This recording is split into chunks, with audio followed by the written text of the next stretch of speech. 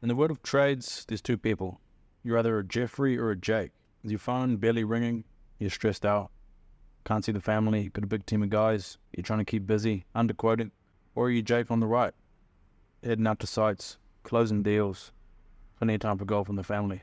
A lot of the clients I work with are Jeffreys at the start, and that's cool. It's not easy being a Jake and it takes time, but I'm going to take you through how to be a Jake when it comes to making sure your phone rings and your diary is booked out. Especially at the moment with recessions, elections, all the kind of stuff that's outside of your control. It's getting more competitive. There's less money going around. More people are desperate for work. More people are trying to do marketing. And if you figure this stuff out, if you figure out how to get an online presence and how to be the go-to guy in your area, then you're going to turn into a Jake and it's going to be fine. Digital age is just getting more and more important and you need to adapt. But Jeffrey waits till his phone's not ringing before he starts to make a change. Especially with most of the trades industry, most people just need a couple quotes and they're going to go after the guy who answers the phone the quickest and is the most helpful and the most friendly. If you've got the most testimonials, then you're probably going to get the work as well. So be honest with yourself here. It's okay if you're a Jeffrey because we're going to take you to being a Jake. So you're ready to embrace the change, or are you going to be stubborn and stick to the old methods? So let me take you through what a Jeffrey looks like. So Jeffrey, he relies on word of mouth to get business. So he's not really in control of his work pipeline. He's just hoping that he gets referrals from happy clients, sister-in-law's family. Maybe he works at a bigger company and they send him contract work that keeps him happy. His website is pretty basic, lacks detail. It's not really there to generate leads. It just sits there on the internet doing nothing. Portfolio, there's not really much pictures of his work on the website. He doesn't show his best work. He doesn't take pictures on site. Reviews, he hasn't got any reviews. He hasn't got a Google business profile, which is what shows up in the map when you're looking for products and services. He hasn't got any testimonials on it, and he hasn't even got a Google business profile. He's done a bit of marketing in the past.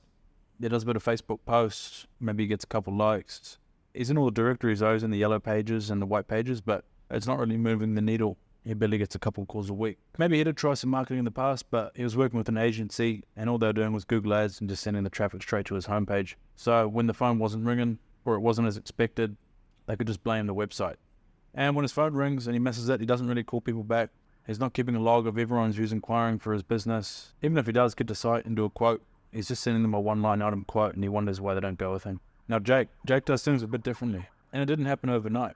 Jake looks at leads differently. He looks at marketing as an investment. He's proactive with leads. He goes out and gets them. He doesn't wait for them to appear in his lap. He's got a great website. It's engaging. It's got reviews on it.